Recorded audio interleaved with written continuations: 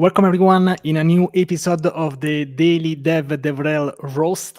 We have here today really two great special guests, and I'm super excited. I'm looking forward to have some nice questions, some bad questions, some good questions.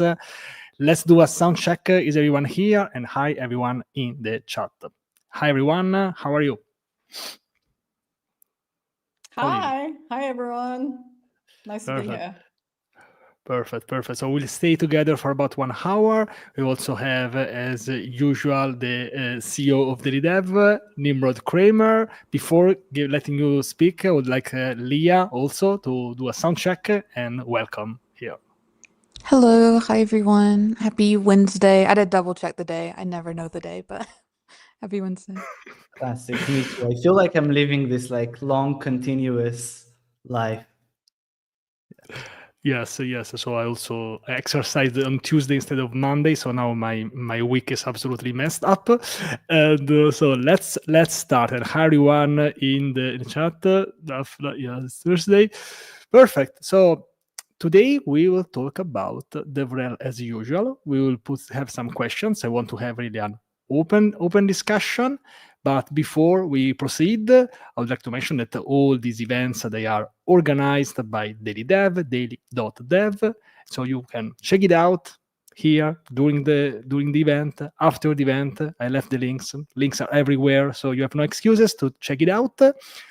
Let's start. And I would like the speakers to introduce themselves. Probably most of you already know them, but I want them to introduce properly. And let's start with Pauline. Pauline, how are you? And please introduce yourself. Thank you. Hi, everyone. Hi, Francesco. I'm so happy to be here. So for those who don't know me, I'm Pauline Narvas. I work at Vercel. I'm the senior manager for the customer community team. And Francesco and I have done a lot of streams together in the last couple of years. So it's always great to come back and chat. And yeah, that's a bit about me. Oh, you're still muted. You're on mute. Sorry. No, You sorry. can't I mean, roast if you're on mute, but yeah. Yes, I know. But I mean, I think the first event, it was like about 5 years ago, 4 or 5 years ago. 5 years ago. I will check it out and I'll find some pearls. Yeah. But yes. And Leah, we also made a live event, I think, not some time ago, right? Mm-hmm. So please introduce yourself. It has been a great event, a great way also to know you. I see that you are really doing great in conferences. I see you literally everywhere. I think we'll also meet in person soon. I'm not sure. But please introduce yourself so we can start this event. Yeah. Hi, my name is Leah Thompson. I work at Laravel, which is kind of recent. I've been working at Laravel since March. And I work as a front-end engineer mostly, but also a DevRel. I'm on the DevRel team at Laravel. And I sometimes stream on Twitch, make technical content on Twitter under the name Leah T Codes, and now I speak at conferences this year. I finally started speaking at conferences, and now I'm scheduled to speak at like 7 conferences this year. So doing a speaker world tour. And yeah, that's about it. And I'm kind of new to DevRel as well. This is my first like DevRel-esque job. So just started doing kind of more daily.dev events and events with Francesco. Perfect, great. And before we start with having some questions, and I think I already know which one will be the first one, I would like Nimrod, the CEO, to introduce himself. It has been a while, I think almost more than a month. So how are you, Nimrod? And please reintroduce yourself for people who don't know you. Of course. Thank you, Francesco. So I'm Nimrod. I'm one of the co-founders and CEO of daily.dev. And daily.dev, in a nutshell, is a professional network for developers where over 1 million developers come on a daily basis to discover what's new in the tech world, stay up to date, join communities, join discussions, generally just have fun, sometimes suffer a little bit together. And this is it. And today we're on the DevRel Roast Show, where the whole idea is to bring together some of the world's best and most interesting developer relations, developer advocates, and talk about the hard reality of that job. So there's a lot of myths around DevRel. There's a lot of things that are within the consensus that a lot of people agree on, but we want to get some hot takes. So I think today we have two, as Francesco said, very special guests. And the number of years or months of experience doesn't matter. Actually, I think some of the hottest takes we've had are from those who just started in DevRel and they have this like fresh perspective where they're just getting started and they see things without any other bias and without any other prior experience. So this is more than awesome, and I'm excited for this. We do have some questions prepared in advance to spice up the discussions, but here and there, a wild question might appear. So brace yourself. Perfect, of course. So we wanted to keep you really on your tiptoe. And yes, for example, we had Dilmer from Meta. I think he joined a couple of months ago, and he already gave also some real fresh perspectives, I would say, about DevRel. So we are ready. We can start. I hope everyone is pumped. Also in the chat, feel free to drop any questions or also your perspective about this. Usually we start these events like with a classic, evergreen, what is DevRel? But let's tweak it just a bit. And today I would like you to explain DevRel to someone who is completely outside of tech. I tried to explain DevRel to my mom, and after a while she said, so developer advocates are people who they distribute flyers to developers. This was what she got. So I don't know if you can do a better job than me in explaining DevRel to someone who is outside tech. How would you explain what do you do? So what is DevRel for non-tech people? How would you explain it? Like I mean, that was close. That was a close enough description, I think. Close enough. Just people who who do that, like send flyers. No, so I just wanted to quickly say, so DevRel for me is like the person that gets to translate kind of what the community members like in terms of like feedback and comments that they have into the business, so that the company is always like in tune with kind of the pulse of the developer community, and just helps developers kind of succeed using their product. And yeah, kind of I've described it in the past as the person that kind of holds your hands and makes sure that developers are as successful as they can be using your product. And yeah, that's kind of it. It's a one-liner. Great, thank you. I think it's a very great definition. I might even steal it, of course, no worries, I will give credit. And Leah, do you have your own definition to explain people like DevRel? Yeah, so before getting into tech, I worked as a high school geometry teacher.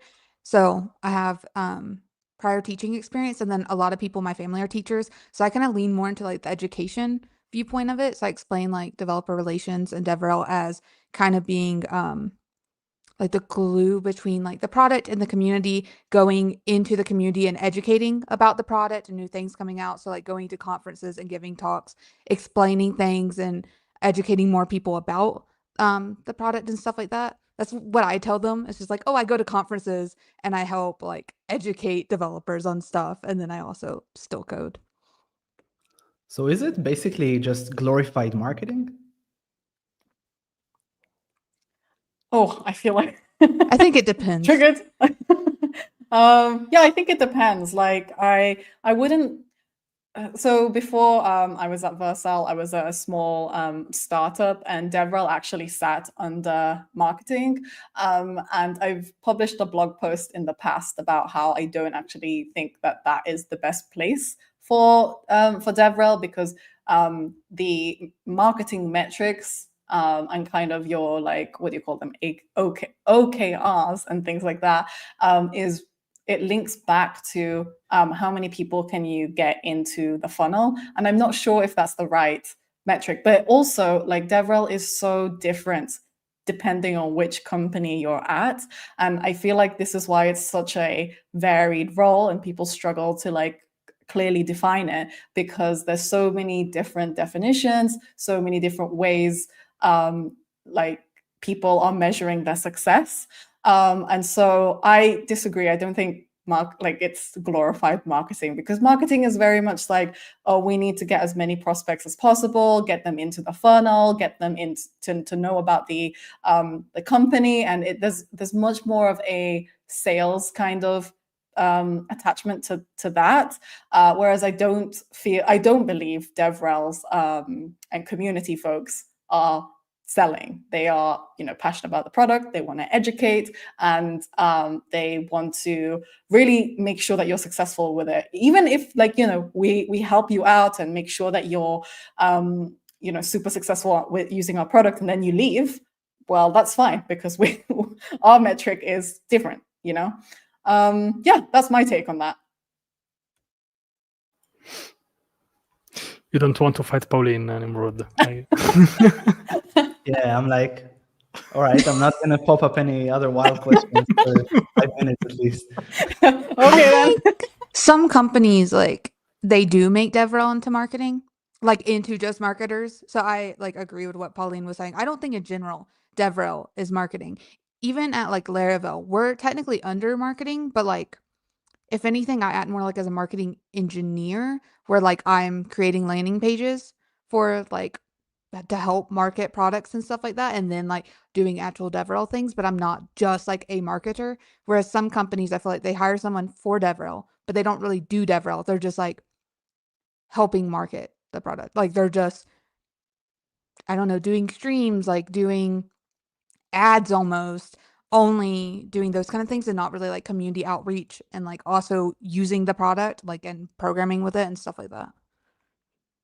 And yeah, I think what you said is really spot on, because I'm not saying marketers don't know how to code. That's an overgeneralization, but most of the time, the differences between a marketing person and then someone who works in DevRel is a DevRel person would have more of that in-depth knowledge and technical understanding for them to be able to connect to developers, which is a huge part of the job. But then I wanna push back a little bit on this, all right? Just to kind of try to unveil and peel a couple more layers. So at the end of the day, most companies that hire DevRels are for-profit companies, right? So they try to move a certain needle, and when it comes to marketing, oftentimes the metrics are very clear in terms of what the target, what they need to achieve, etc. Now, DevRel could be part of that and could also not be part of that. But at the end of the day, it's got to move something forward. It's got to move some sort of metric forward. Do you agree with this statement or not? And if you agree, what do you think is that metric? Leah, do you want to go ahead? I have so many thoughts on here. You should go first. Okay. So yeah, no, great question. So one of the things, when I reflect back at my the old startup I was at, one of the things that I regret that is my number one mistake doing that job for 3 years was not being able to nail down what that metric was, because most of the work I was doing in DevRel and community was purely vibe driven. And now I'm not saying that vibe driven metrics isn't helpful, because I think creating a good vibe, a positive environment where people are oh, there's that person that works at that company and they're always really excited about advocating for their product. I want to be part of that. That's a huge part of being able to be a good DevRel person, in my opinion. But as I've written this before in the past, but one of the things that was the biggest mistake. And now, one of the things I look for when I'm doing any kind of DevRel or community role, right now at Vercel, it's figuring out how my team contributes to the bottom line with new customers, existing customers, and kind of seeing how the impact of the community work that we're doing day to day equals, increasing retention, or customers upgrading, and things like that. So the metric that I find is like super insightful and what I look for in my team is actually how many people in the community are on like a specific plan with us, and how can we get them to be so successful on Vercel that they then maybe upgrade, or they do a bit more of a deep dive on the platform and decide that actually I'm going to move my whole workload on Vercel. Those are the kinds of like metrics I look for. And we, like at Vercel, in community.vercel.com, which is the platform I manage, it's hosted on Discourse, and there's so many great metrics on there in terms of like engagement, but we're also building on top of that to figure out like, okay, who exactly is in our community and kind of what's their journey in relation to everything else that they touch in the whole Vercel ecosystem. But yeah, and also a touch of like good vibes, obviously, which is still very important. Awesome.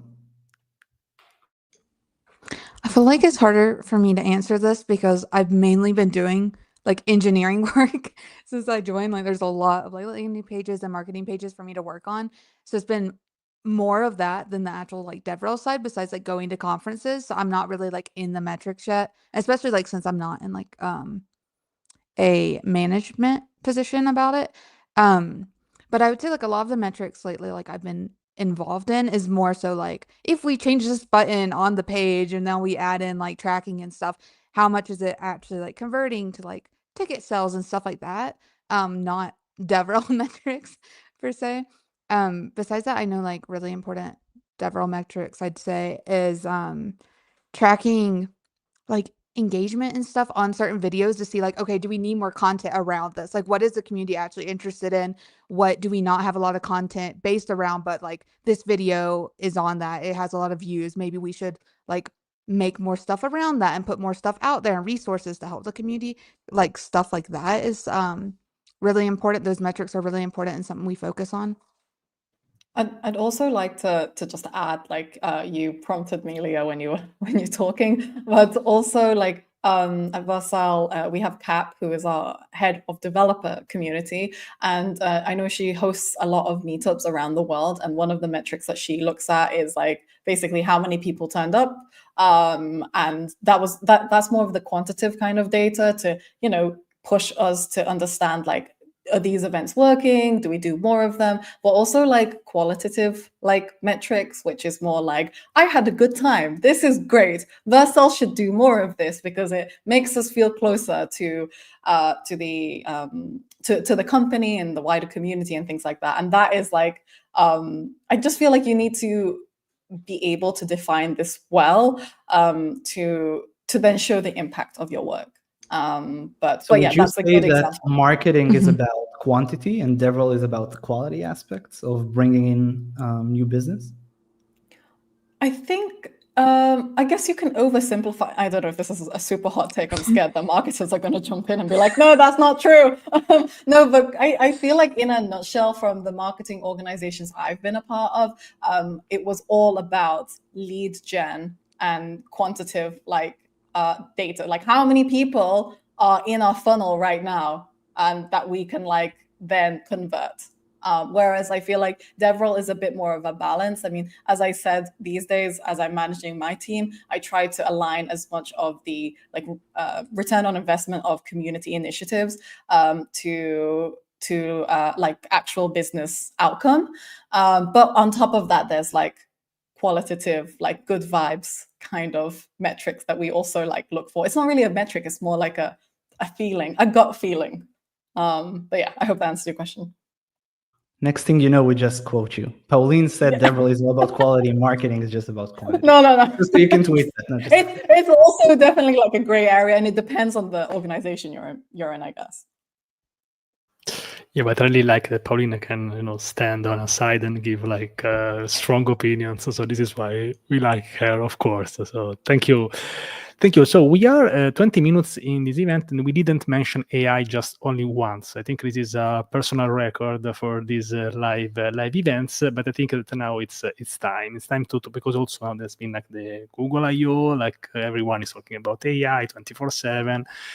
So my question is more about the DevRel thing. So how did like AI impact your job, if it impacts, and how? Because I think that not just developers but also people working in DevRel, they use it.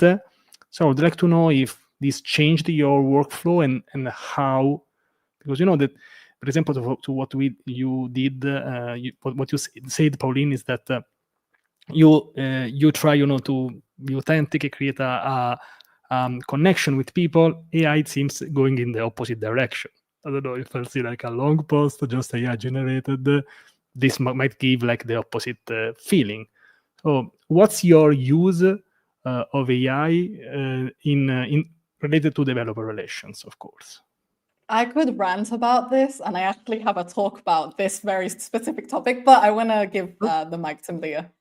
Do you want to kick off? Yeah, I'll go. I'm sorry, I don't have a rant about this, at least not with it for DevRel. I'll say, like, I was like scared of using AI for so long. Like, I thought AI was just like a crutch and something you shouldn't really use, especially starting out. But I've started using it since working at Laravel, and it's become like a big part of my day to day. Even using V0. V0 is great, but just using like AI in general. Like, I use Cursor now. I use it a lot when like coding as well, so for like actual development. But for like DevRel stuff, I use it a lot to like as like part of my thinking process. So when writing talks for conferences and stuff, I'll use it to help me like think of ideas and then maybe like give me an abstract. And I don't just take everything it gives me, because like Francesco said, it can kind of be like the opposite of what you would think with community building, but it can give you ideas and then you can like fine tune it to be right for your community, right? Because your community better than ChatGPT does, but it can give you ideas that you can then like brainstorm with it, give it like probing questions to kind of put it on the right track, and then you can just fix that yourself. And it is a way quicker process than if you're just sitting there with nothing helping you, and you're just like Googling and like going to all these different resources to try to come up with those ideas. And we use ChatGPT and like AI even in meetings, trying to brainstorm ideas for stuff like that, same thing. Okay, I'm ready for the rant now, Pauline. No, I was gonna say +1 to everything you said there. I just feel like you can't get away from AI these days. So I'm gonna just preface this and say that I have been an AI hater for the longest time, and I know that's gonna be like, oh no, how could she say that? But I have. And I actually really struggled with the early adoption because I thought that it was all just slop and it's not helpful. This is just like all like garbage, and it's better for us to use our brains and actually write things and actually do it ourselves, So that was kind of my take for the longest time. And then I obviously joined Vercel, and then I used V0, and I was completely blown away. I rewrote a couple of my vibe coded, I guess, not rewrote, but I vibe coded a couple of my personal projects with V0, and we just released a bi-directional Git V0 sync as well, which is amazing. And now I can code as well as like vibe code at the same time, and it just all kind of syncs well with each other. But yeah, so I was the biggest hater, and then I used V0. But in terms of like my personal workflow, so in community, as I said, in community.vercel.com, we don't use, so at first we didn't use any kind of AI on the platform, but we have scaled a lot. We've grown, like the community is growing every single day. It's, for those who don't know, it's a relatively new space. It was only here, we only shipped it less than a year ago. Shout out to Amy Egan, my team, who built the early foundations of that platform. But we kept getting like feedback on, we should use AI. We should get AI to answer people's questions in our space. That way, everything will be faster. And the way I had fought back so many times because I was like, I don't think this is the way forward. I strongly believe that if we go in and automate every single question we get into the community, it's just going to be a graveyard of AI slop. And I just don't think that that's the right approach. And I kept sharing this hot take maybe to everyone in the org that asked me. And then now there's a way that we are using V0 because, again, as I said, the community has scaled so much. There's so many things going on, and we need to get fast answers. And so this is where V0 comes in. And shout out to Anshuman in my team. He recently just shipped this V0 integration within the community, but it's in a way that actually enables us. Like, we're using V0 to enable ourselves in the team to help answer questions from the community. So it's not like the bot is replying to you. It's like we read answers from V0 and we're like, okay, that is correct or it's not. And then we just take out bits of the knowledge base that it knows, and then we craft an answer ourselves. So there's always a human touch to it, because online, especially online communities, everyone, there is so many websites, communities where there's an AI chatbot. And let me tell you here, I'll tell you right now, no one wants to talk to any more AI bots, full stop. No one wants to. They want to talk to humans. And so that is why we have the community space for that, to have these discussions with actual humans and, really connect with people with our customers who ask these questions. So it is obviously a balance. We have an AI bot ourselves in our help page, so I'm not completely saying, oh, get rid of it. We need humans in every kind of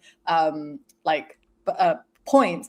I know it makes us faster, it makes us more productive, but I also really truly believe that you need humans to be in this space, because out of all of the places that AI is integrated now, people just want to talk to a human. And I know people, some developers will be like, no, I just want to talk to AI. No. Most people They're lying. actually still. Yeah, they are. Right? I will leave a site if it's just an AI chatbot. I will literally exit out of the site. I get so mad. Yeah, no, me too. I just can't do it. I just want to talk to a human being, at least one place. And I feel like that's why in our community, we really make that a sacred place for that. So yeah, that's my hot take. By the way, I'm just gonna quickly plug. I'm giving the same rant in Zurich next month as a talk. So if you are at Cloud Native Zurich, I will be there and I will rant about this in person. So. All right, I see we have some momentum here. All right, so let's double down on that momentum. So speaking about putting AI in the hands of human, so let's say we had, and this question appeared also in the previous event, was quite an interesting one. So let's pretend that we have only one AI that we can give to only one type of person. And there are 4 types of person in the world that are defined based on 2 criteria. There are smart people and there are dumb people. There are motivated people and there are demotivated people. And then there are all the combos, right? There are smart motivated, smart demotivated, dumb motivated, dumb demotivated. If you could choose who is the last person or who is the worst person to put AI in their hands, who would that person be in that kind of matrix of people? The graph here probably, but yes, I think you got the idea. Yes. I mean, I don't know. I feel like I don't even know how to answer that question, actually. Let me help you. If you're smart and motivated and you're getting AI and that's a multiplier, then that's awesome, right? That person will bring a lot of good things to the world. But who's the worst?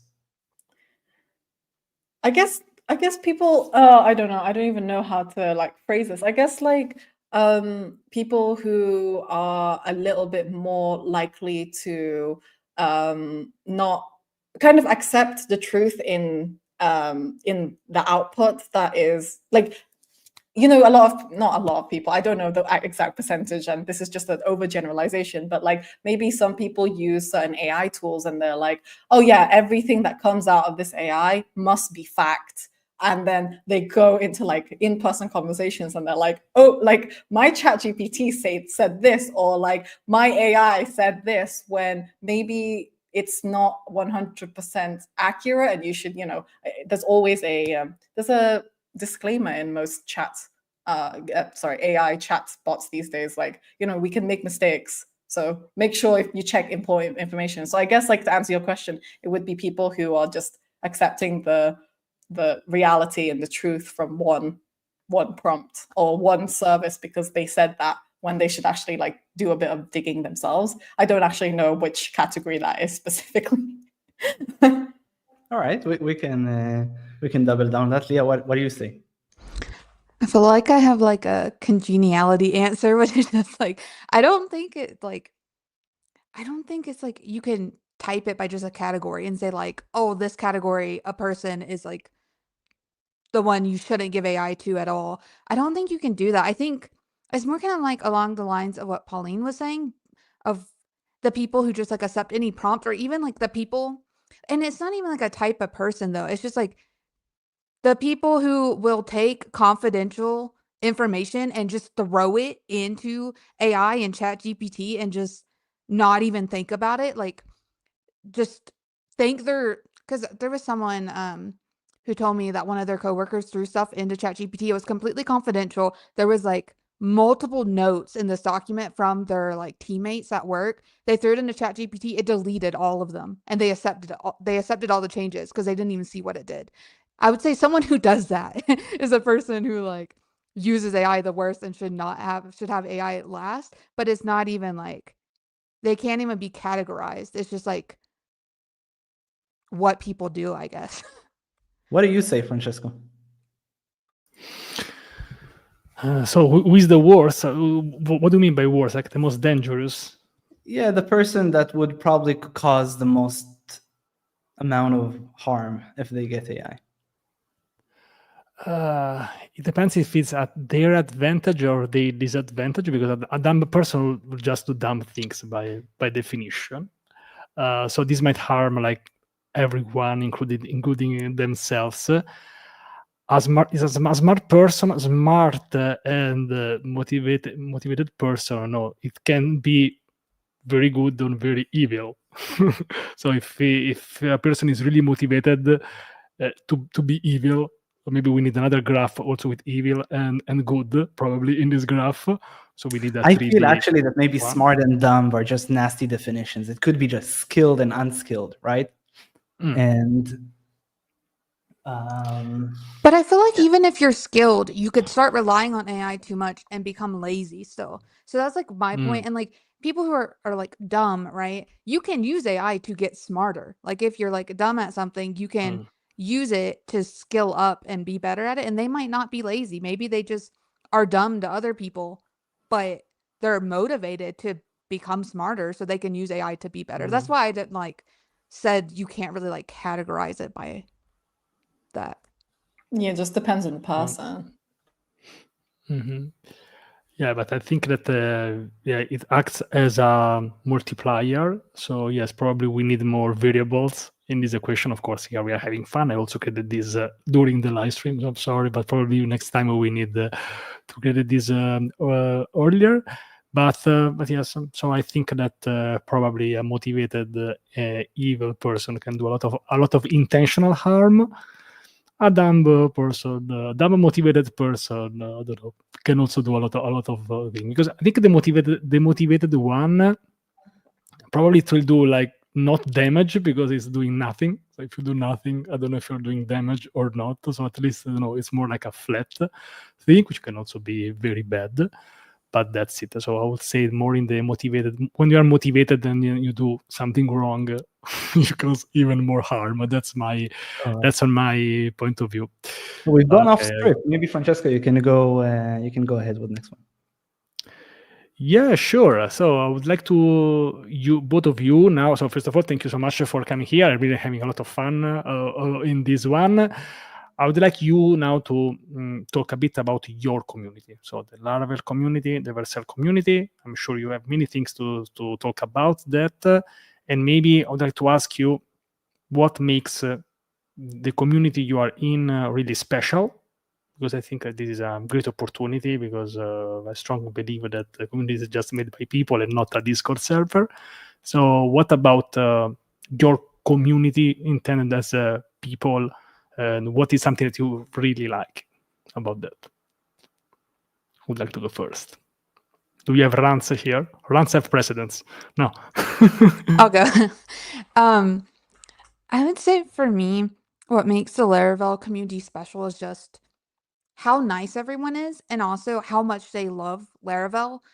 Even like before I started working at Laravel, I didn't really get into using Laravel until last year, around like July or August. Before I was from like a purely JavaScript background, and I feel like in the JavaScript land, people like will use JavaScript and like it, but like there's still stuff they don't like about it, you know, and it's not like they're like fully married to JavaScript. It's just like, oh, I use React. You know what I mean? But like in Laravel, in the Laravel community, people are like fully devoted and committed to Laravel, which was like new to me whenever I was like getting into it, that people were just like absolutely in love with it, and want to use it for every single thing. And then the community was just very, very nice. Like I went to Laracon last year as someone like brand new to Laravel, and I'm like, oh, I use just JavaScript. I've barely written any PHP. They're gonna think I'm a fraud. And everyone was just so nice and welcoming to me and like offering to help me and anything they could do, and not like caring I was from a JavaScript background, you know, just being like super nice, like no fighting with me, just like, oh, we're so happy you're here. And I feel like that's something that like is just very refreshing from like other like just being in tech, you know, because like online people are always trying to fight. It feels like on tech Twitter and stuff, and then like being in a community IRL that's just so nice. Like that was just very like a breath of fresh air. I can confirm this. Usually, all the people who are into a Laravel community, they're super. Like I made a call this morning with an organizer of Laracon, super kind person. So I can confirm this on my personal perception. Pauline, I want to be part of this community now. How can I sign up? Everyone seems really nice. Just come join. Cap will be there at Laracon US. Oh, amazing. That's Just show up. amazing. I'll follow Cap anywhere. So yeah, let's do it. So yeah, from the Vercel community side, I think one of the things that's like kind of stood out to me when I joined was how excited our community members are, you know, across the different like customer plans. They are like, I speak to every single type of like person in the community. And I think what really stood out to me is that everyone just wants to build things. And so some people may like join, you know, use Vercel, and then they find out that actually we have other cool tools like, actually, no, let me go back. They may use Next.js, and then they're like, oh, like I want to host this somewhere. And then they're like, oh, Vercel is a good place to try and host my Next.js app. I'll go to Vercel. And then they find out that, oh, V0 is created by Vercel. I didn't know that. And then they end up like, I've seen some incredible like projects in the community that's kind of been somebody learning all the different things that's in the Vercel ecosystem, and then they kind of build in public, share what they learned. And I just feel like this energy is something that I haven't seen in other communities I've either, you know, been a part of or led in the past. So I'm yeah, super grateful that I had the opportunity to be part of this community and kind of see it for myself, like especially from the inside as well. So yeah, I think it's just like the genuine passion from everyone. Like everyone just wants to build, and obviously we always go, you can just ship things, and people actually do. So yeah. thank you, Pauline. And yes, I also had this when like it was some time ago when I think I discovered Nest.js first, and then Vercel. So this is exactly has been my path. I think it was some time ago. I think it was before joining Twitter, but I also had this exact. V0 was not a thing back then. Yeah, it was. Yeah, yeah. It's like Next.js, Vercel, and then AI SDK, then V0, oh Turbo, and then they kind of just go around and they're like, oh wow, all of these cool things. Great. Thank you. Nimrod, we are close to the end. If you want to give a last shot, and but I also want to have them to do some final remarks and do some final thoughts. So if you have one more question, and then we can start. So I think like what I'm personally curious about is like one aspect in DevRel that you wish could change, whether that's from your own experience as a former developer or from your own job? Like, what's one thing that you would really want to see changing? Leah, do you want to go ahead? No. Okay, give you some more time to think. Yeah, so I think for me, one thing I would love to change with when it comes to DevRel is like understand. I'd love to somehow change the perception of DevRel in companies, and I think it's not just DevRel, to be honest. There's a lot of jobs that's like this, but I think understanding that investing in your DevRel or like community teams is a long-term investment. It's not anything that can be done overnight, that you hire a DevRel person and then that fixes all of your problems with like pipeline or whatever metric that you are looking at. That's not how it works. It's like, it definitely is like a long-term investment.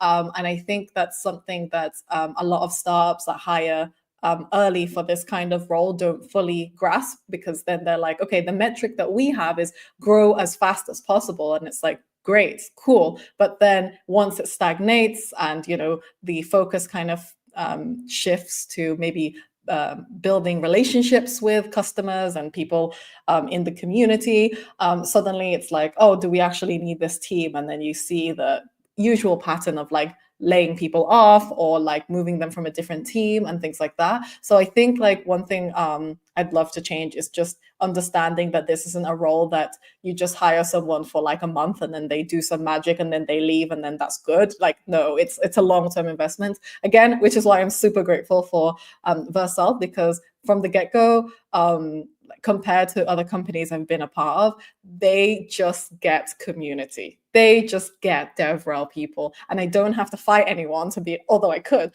to be like, oh, what's the point of this role? What's the point of this team? Like, they really understand that, no, community is a long-term investment. We're going to continue putting a lot of energy into this space to make it as like welcoming and to get as much out as we can from that team and from the wider like customer communities and things like that. So yeah, that's one thing I change. I love it. This is like very general, like general DevRel, but I just feel like I'd want to change companies treating DevRel, like how some companies treat DevRel as just marketing. I'd want to change that, and like I feel like DevRels should still write code, and especially like write code, like creating demos with the products and stuff like that, being in the community, even like helping people with their code. Like I feel like DevRel should be someone that community members can go to if they need help with certain things, that kind of like not necessarily treat as like customer success and tech support, but like a little bit you should be able to do that. And then I think I had whole like dialogue and then my brain like got rid of half I was of it. gonna say hot take, but I genuinely believe it's not just DevRels, but everyone in the company, like no matter what maybe no matter how big the company is, but like startup teams, everyone has to have like a rotation in some kind of customer or community support role, because that is how you I agree learn with that. about your product, and also your community and customer pain points like from the get-go. Like everyone should be involved in the community, which I think Vercel does a great job of doing that. I know like in Laravel also does a really great job with that, like of trying to get all of the employees also involved in the community, like on Twitter, on other social medias, going to conferences, like interacting with the community so you know them. And like also like say someone's like just a developer on a specific product team. If they're involved in the community and on Twitter, they can then go in and answer those questions better than anyone else because they know the product. They might like be able to debug things better than someone who's just like tech support. 100%. This is exactly what we do in the Vercel community at community.vercel.com. A lot of our engineers do jump in there and actually answer questions and give that deep dive of like, oh, this is why it's not working, or maybe you can try this. And that's been great. I think I see that on like Twitter a lot. I know like Lee Rob does a lot of stuff like that too. And then our like the Laravel engineers. Yes. Laravel engineers do a lot of that too, like responding to Twitter threads. I remembered what I was gonna say is I also think like some companies see DevRel and they care more about like the content, like just YouTube videos or stuff like that, and they care just about views and kind of want them to be more like influencers. And I think it's more important of how that content like affects the community, you know, like if it reaches the one person and you get a really strong relationship with that one person in the community and you help them out and then they go and post on Twitter about having this great experience, I think that's more important than like, oh, my video is getting like 5,000 views, you know? 100%, 100%, which is why maybe this is a discussion for another time, but this is why whenever someone's like, let's build a community, like a tech community, and they're like, oh, let's go on Discord, I am just like, I want to yell, I want to scream, and I want to be like, no, we have to build it in public, and Discord is not public. So anyways, that's a whole They're separate almost one like for another like time. for like things too. It's like, oh, Yes. you want to build a community like for like, join my Discord, and then no Yeah. one talks in there either, and they just want Yeah. to like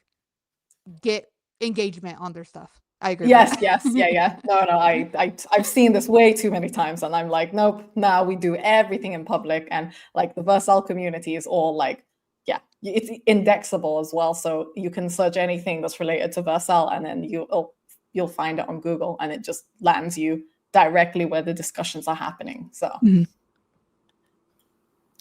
I'm with Pauline with this, so probably also I hate, for example, joining a Discord server and then not being part of it. I'm sorry, I probably also left some of my friends Discord servers. That's fine. That's not what it is. I deleted all of my Discord servers. Yeah, So I I've just deleted got all except the one I created. So that's I'm in like otherwise it 90. would. I just mute them and I put them in folders. I'm in like over 90 Discord Yeah, servers. so that's a different approach. So I prefer the Pauline approach, which is the nuke approach. You can also mute them. I think we have the same output, but I prefer that one. This is a perfect hook also to mention that in daily.dev we have public communities, so you can create a community doing exactly what you mentioned, Pauline.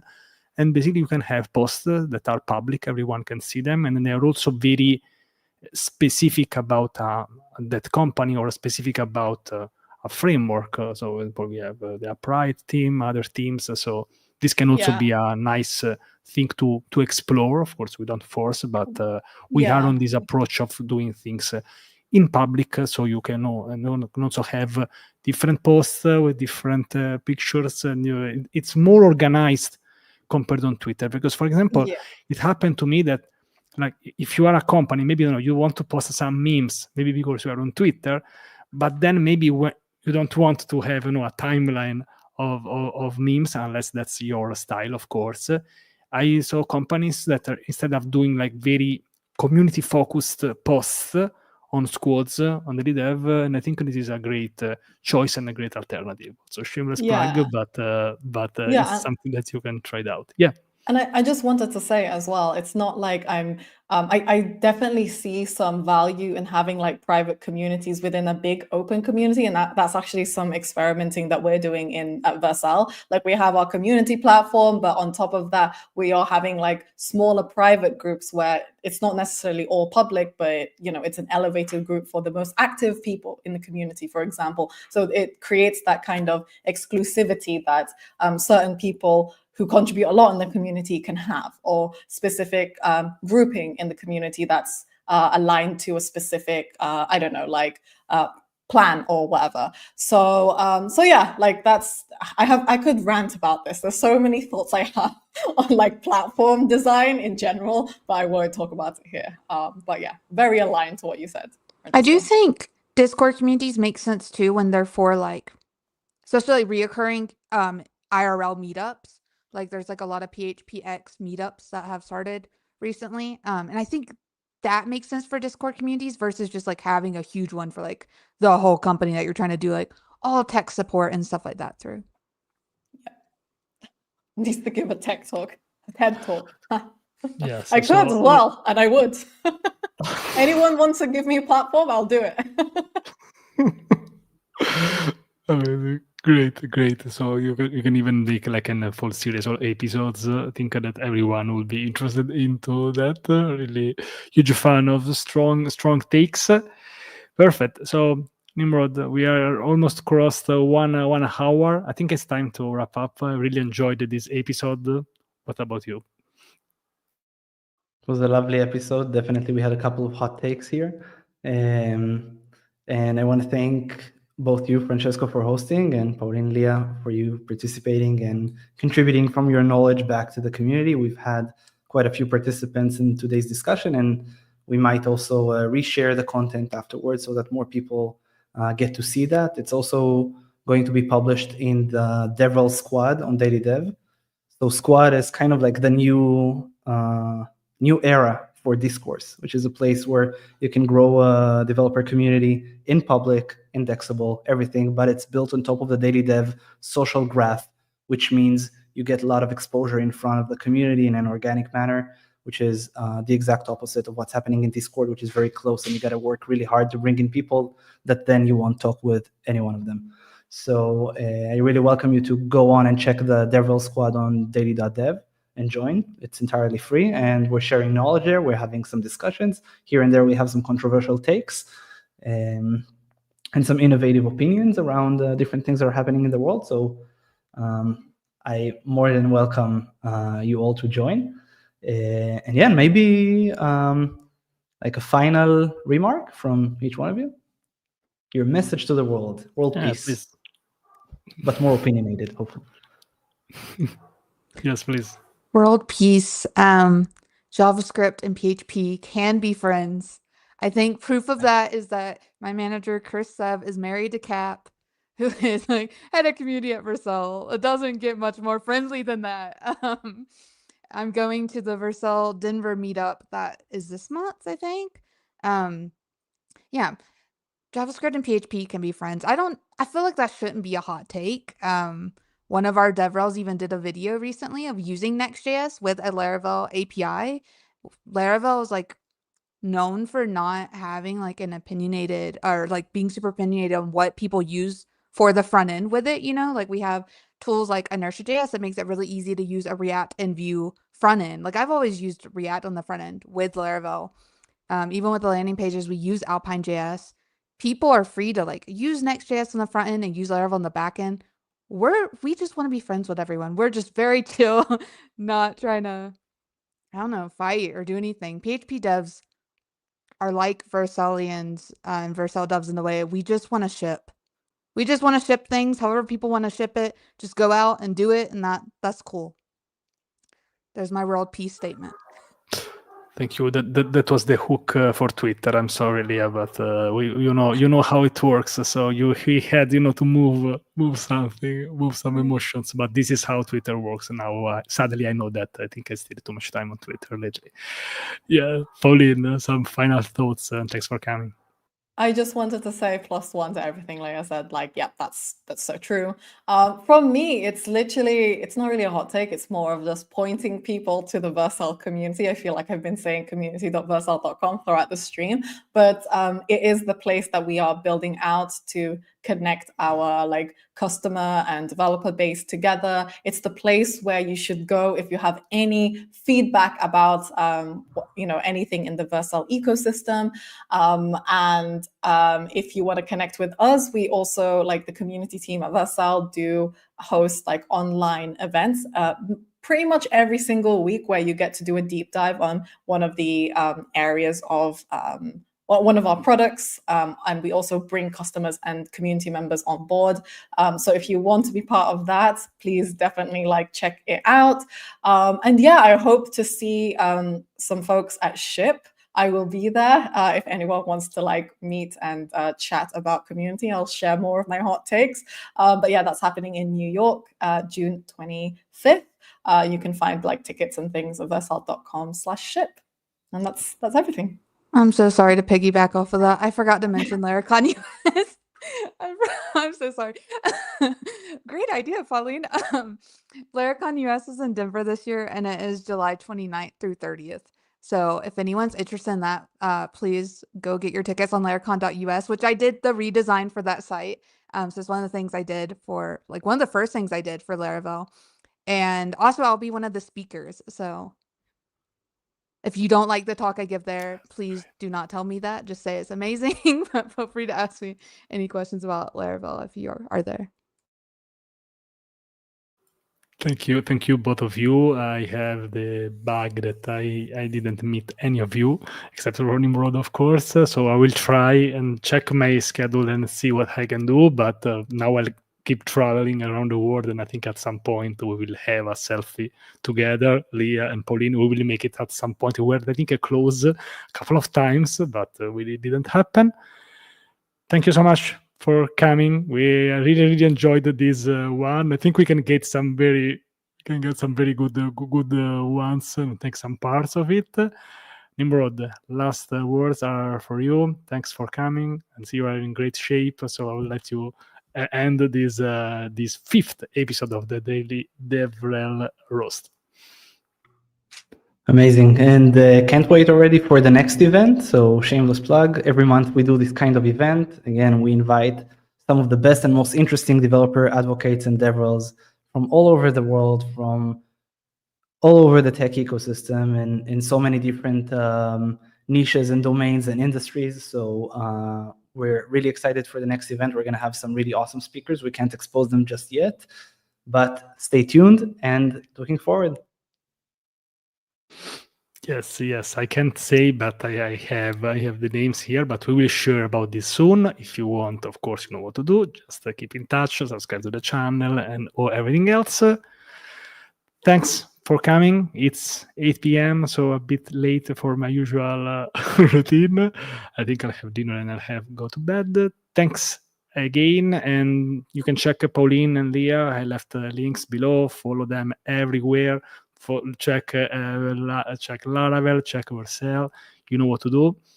Thanks again, and see you in the next episode, which should be at the end of June, on the 25th of June, I think it will be. So thanks everyone, and bye-bye. Ciao. Bye-bye.